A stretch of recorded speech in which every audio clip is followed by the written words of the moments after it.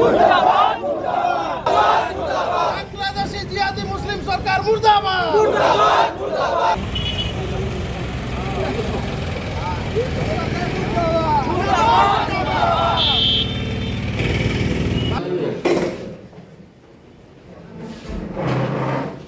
सत्यरंजन नायक नवभारत हिंदू संगठन आम आज नवभारत हिंदू संगठन तरफ आसु आपण देखिथिबे वर्तमान बांग्लादेश रे हिंदू मानकू अकथनीय अत्याचार करा जाउची महिला मानकू रेप करा जाउची हिंदू दुकान सब चोरी करा जाउची राज रास्ता रे गोड़े गोड़ी की पिटा जाउची।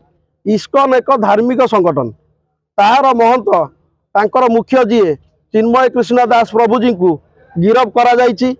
सेठी इस्कन को एक आतंकवादी संगठन बोली घोषणा करिया पई से माने योजना करिसंती। ओडिशा रे वर्तमान बांग्लादेशी संख्या दिनकू दिन बढ़ी चली। ओडिशा नुहे सारा भारत रे बांग्लादेशी संख्या दिनकू दिन बढ़ी चली। आमर दाबी भारत सरकार जिलापाल थ्रो रे आमे दाबी पत्र आज दवाई आसीचु जे भारत सरकार ए बांग्लादेश रे हेउतबा हिंदू ऊपर अत्याचार को हस्तक्षेप करंतु तांकु सुरक्षा केमिति प्रदान करा जीवो से व्यवस्था करंतु।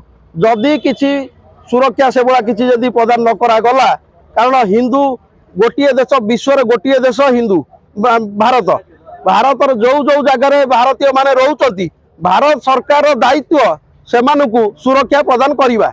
जदि प्रदान न करिवे ताहले आमे राजरास्ता बाध्य होई रोक करिवु। आलोक कुमार बारिक आमर महंत जे आमर हिंदू महंत स्वामीजी तांकु बांग्लादेश रे मुस्लिम सरकार तांकु पणबंदी करी रखछंती आउ ता सहित हिंदू मानक ऊपर बांग्लादेश रे बहुत अत्याचार हो आमे ता विरोध रे स्वामीजी के परि मुक्त करिवे से हिंदू मानकर केमिति सेठी यूनो सरकार अछि मुस्लिम सरकार केमिति सुरक्षा देबे हिंदू मानक ता सहित आम ओडिशा तो छाड़ू आप जानते सारा भारत में आमर रोहिंग्या बांग्लादेशी माने फेक आधार कार्ड करी आसिक आम ओडिशा रे भारत में रोचन तेणु तांको आम केमी आम देश हटेबू आम हिंदू सुरक्षा सर्वोपरि हिंदू सुरक्षा से आम माननीय कलेक्टर पाक आसलु मेमोरांडम देवाई। मुख्य दाबी आम रोचे रोहिंग्या बांग्लादेश आम ओडिशा विदा करूँ चिन्हट करी रोथे चिन्हट कर विदा करूँ ता सहित आमर हिंदू महंत आम बांग्लादेश पणबंदी कर रखते नजरबंदी कर माने छाड़े ता सहित हिंदू मानकर सुरक्षा से केमती हो सरकार जदि ध्यान न दियंती ताले आमे बाध्य होई कि आगु को